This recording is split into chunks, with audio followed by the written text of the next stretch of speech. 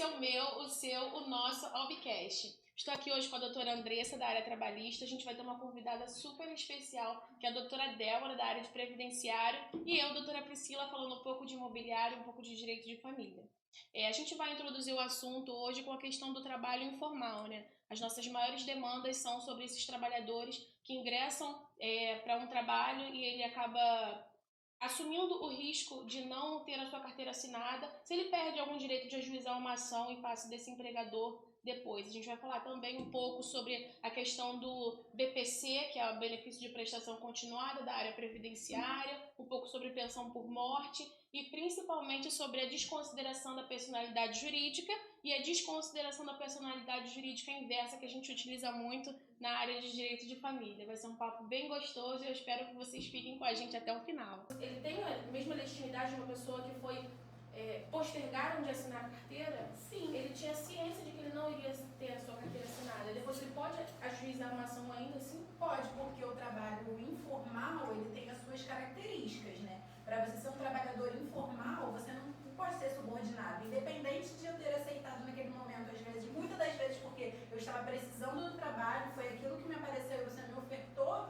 ele não poderia, aí eu travo, ele não poderia a empresa cometer essa falta, porque tem que assinar. Tá.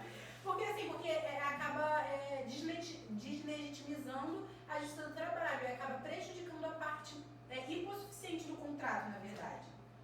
Que é o empregador, a parte mais fraca, o elo mais fraco, o empregador. Se eu estou precisando, às vezes passando por uma necessidade, se o empregador ele quiser te contratar, na verdade, como um trabalhador informal, um trabalhador autônomo, que assim seja, e ele não comece na verdade, a utilizar as características do vínculo empregatício, porque se você tem pessoalidade, subordinação, onerosidade, entendeu? Você automaticamente cria um vínculo empregatício. Então você está me dizendo que para uma empresa, que se ela quiser estar como um trabalhador, mas sem a carteira assinada, então que ele faça um contrato de trabalho. Isso, um contrato de prestação autônomo. Mas aí a gente precisa também verificar, porque para ele ser um trabalhador autônomo, ele precisa não ter vínculo com a empresa, ele escolhe o dia que ele vai prestar, porque é um prestador de serviço autônomo. Não adianta o empregador falar, não, você tem que vir hoje, você tem que dar satisfação, você tem horário para entrar, você tem horário para sair, descaracteriza também a prestação de serviço autônomo. Então, ou seja, prestando serviço e tendo aquela questão da personalidade, se caracterizando esse vínculo, a carteira precisa ser assinada. Não tem para onde correr. Então toda ação ajuizada em face disso, desse quesito específico, então ela prospera. Sim. E muitas das vezes nós temos sucesso nas demandas trabalhistas por conta disso, né? E às vezes o maior problema é quando aquela empresa ela não tem patrimônio, aquela empresa ela decreta falência. Mas tirando esses casos, a gente tem total sucesso, recebimento e muitas das vezes, para finalizar as demandas, os empregadores eles já acabam ofertando um acordo, entendeu? Por quê? Porque eles sabem que aquele empregado, que aquele funcionário de fato tinha aquele direito. E eles suprimiram o direito. E é um ponto que o pessoal bate bastante na tecla, né? De 50% dos casos que eu fiz essa primeira triagem, o caso era esse, era o vínculo que estava caracterizado ali nitidamente até por uma pessoa leiga, né? Que são as pessoas que vêm nos procurar e não teve a carteira assinada e tem essa pretensão de ajuizar esse tipo de ação. É bem bacana. Agora, voltando para essa área um pouco de previdenciária, né? Quais são as demandas assim, que você vê que tem mais procura na sua área? Pensão por morte, LOAS, a maioria benefícios previdenciários.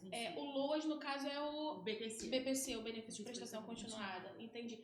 Pode nos dizer rapidamente alguns requisitos para esse benefício? Porque, olha, a demanda é bem grande, realmente. Sim, a pessoa ela precisa ser idosa, maior de 65 anos, para fins de benefícios previdenciários, ou precisa ter algum tipo de deficiência, alguma doença que deixe ela incapacitada por no mínimo 2 anos. Entendi. Né? E ela precisa também ser hipossuficiente, né? Ter uma renda inferior a 1/4 do salário mínimo. Por pessoa, no caso daquela residência. Você falou sobre a questão da doença. E por que não pedir um auxílio-doença e sim o LOAS? Porque muitas das vezes o auxílio-doença é para quem já já é assegurado o INSS, a pessoa já trabalha, a pessoa já tem algum vínculo com o INSS.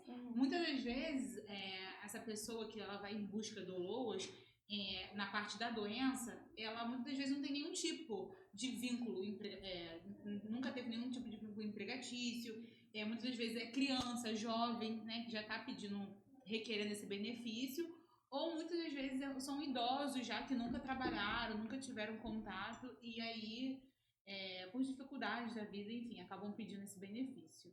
Não é tão vantajoso porque, por mais que seja um benefício do INSS, ele não é do INSS de fato, por mais que o INSS pague, não é dele de fato. Então, assim, não gera pensão por morte, não passa para dependentes, então não é tão vantajoso assim, não gera 13º, então não é tão vantajoso assim. Na verdade, é mais para quem precisa. Exatamente, acho que tem que ter um atestado de miserabilidade, sim, né, nesse caso, sim, porque sim. você está numa residência onde a renda por pessoa tem que ser de 200 e poucos reais, você assume um estado de necessidade extrema. Exatamente. E mesmo assim o INSS ainda nega muitas vezes.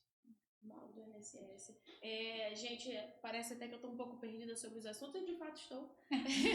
São áreas muito diferentes, a gente atua em áreas diferentes, eu me vejo muito mais voltada para a parte de imobiliário, da parte de família, a doutora Andressa trabalhista, a doutora Débora previdenciário, mas a gente consegue ter uma boa troca, né? Às vezes, eu sou a que mais vem, né, presencialmente para o escritório, eu acabo tendo que fazer esse primeiro atendimento de todas as áreas. E às vezes eu me pego, caramba, eu não deveria saber isso? Você deveria, mas é porque é realmente muita coisa mesmo que... E a gente não tem como, na verdade, saber tudo, né? A gente sempre vai estar voltada, inclinada para uma coisa ou outra, de fato. Mas olha só que interessante, porque tem um assunto que me chama muita atenção, né? Que é o estudo da desconsideração da personalidade jurídica.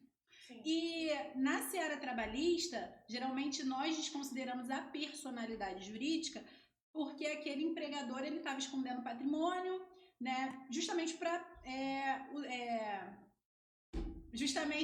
retirar os direitos ou deixar de pagar algo ao empregado. E no direito de família, que a doutora Priscila é a doutora da família aqui, tem um instituto parecido, que é a desconsideração da personalidade jurídica inversa. E como que seria essa desconsideração inversa, doutora? Olha, falando em termos assim mais simples, né, eu posso aplicar um caso concreto. Eu tive uma cliente há um tempo atrás que ela precisava ajuizar uma ação de alimentos gravídicos, acumulado com investigação de paternidade, mas se tratava do suposto pai, assim, ter um patrimônio muito grande.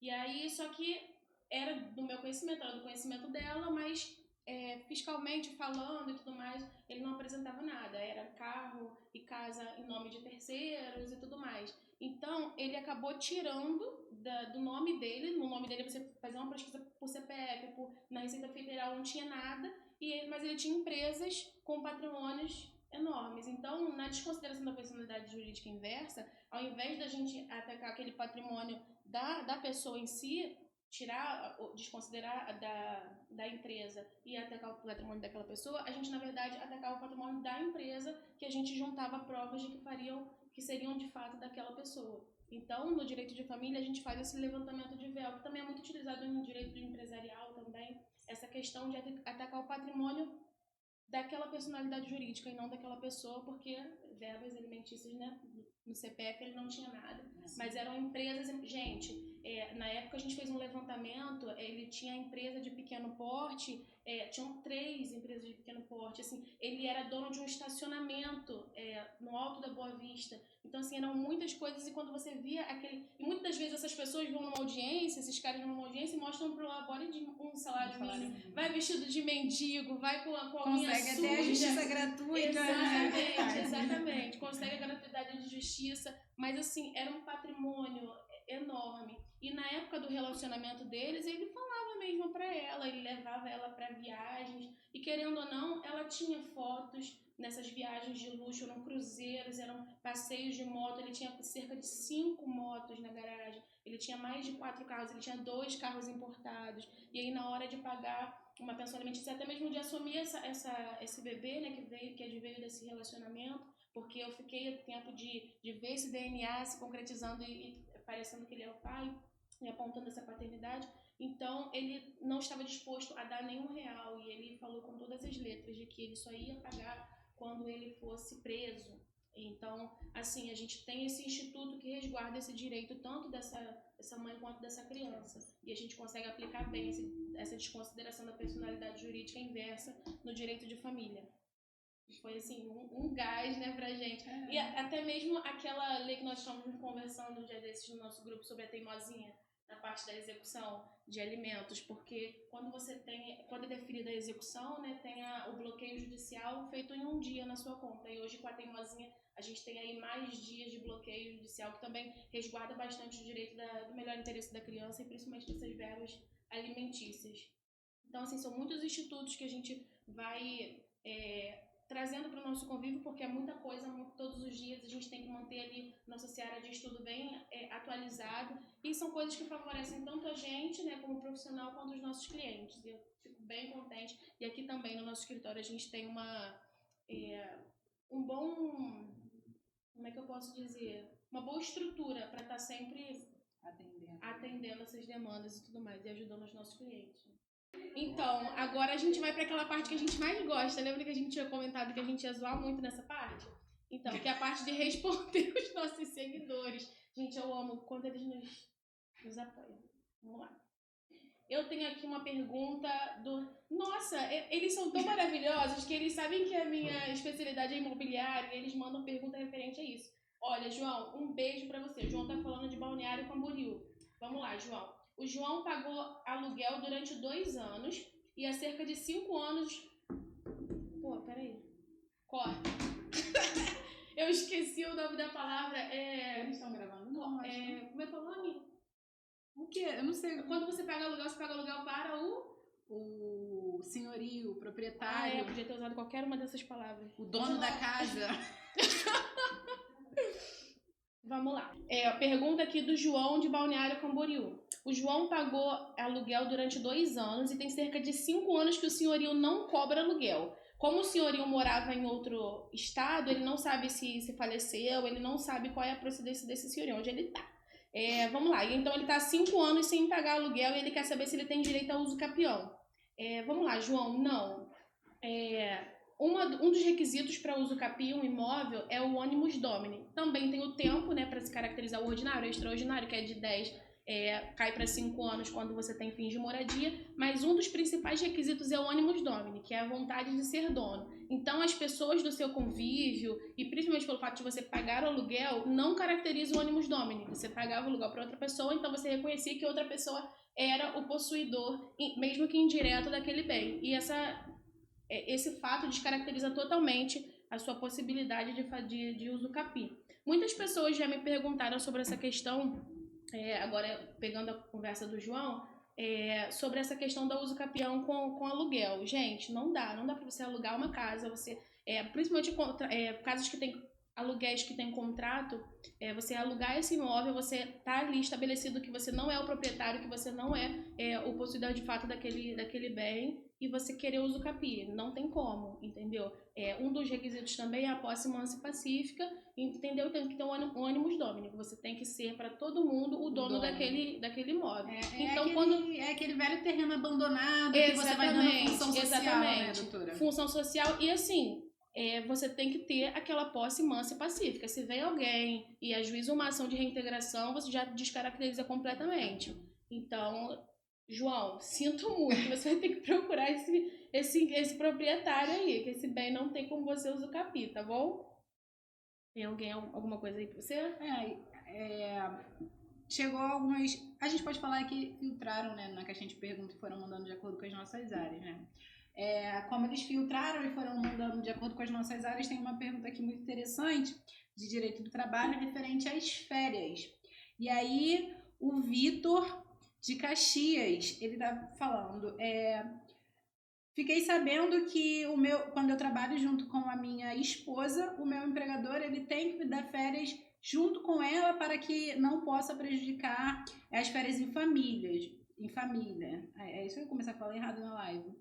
Então, Vitor, existe sim essa possibilidade, porém, se só tem você e sua esposa trabalhando naquele ambiente, é impossível o seu empregador ele conceder férias para vocês manterem o bom convívio em família. A norma vai dizer que se não prejudicar o andamento da empresa, ele é obrigado a conceder as férias em conjunto, mas se por algum motivo, algum fator determinante vai prejudicar o andamento da empresa, os dois saírem de férias juntos, eu sinto muito te informar, mas você vai tirar férias em janeiro e a sua esposa em fevereiro. E se acontecer do empregador falar, olha, não tem como tirar, mas eles provarem por A mais B de que não iriam interromper o andamento da empresa. Aí, nesse caso, ele é obrigado a te dar. E aí você poderia ingressar até com uma demanda judicial, fazer uma reclamação nos órgãos competentes, dizendo que o seu empregador, ele está descumprindo essa norma. Vitor, ouve bem, hein, Vitor? É verdade. Gente, a Ana Paula, de São Paulo, pediu pra eu mandar um beijo. Beijo, Ana Paula. Beijo pra você, beijo pra sua família. Eu converso bastante com a Ana Paula nas redes e ela traz bastante dúvida sobre as questões de família. Hoje, ela, em específico, ela não mandou nenhuma, mas eu tô mandando um beijo, um abraço. A gente tá sempre online, no Instagram, nas nossas redes, se comunicando o máximo com vocês e principalmente trazendo essas dúvidas de vocês, que às vezes é uma dúvida de vocês, mas é uma da doutora Andressa também, é uma de algum outro colaborador nosso, entendeu? Então vocês podem ficar à vontade para enviar perguntas, tá bom, gente? E a gente encerra assim, né, doutora? Isso Foi um aí. prazer estar gravando com você. Digo mesmo. E que assim, que esse nosso bate-papo tenha crescido, né? Crescido para vocês. Que eu espero que vocês tenham gostado. E aí, se vocês tiverem qualquer dúvida, pode continuar encaminhando para o nosso escritório, que nós tentamos de todas as formas sanar todas as dúvidas para que você não fique com nenhuma dúvida. E se a gente não conseguir, a gente te ensina a mexer no Google para você pesquisar. Que hoje em dia... Esclarecer. Hoje em dia o que tá na internet é verdade. É verdade. Muito e obrigada. outra coisa, se seu advogado falar que não é e o Google disser que Caraca, eu falo muito isso pro meu pai. Tá na internet é verdade.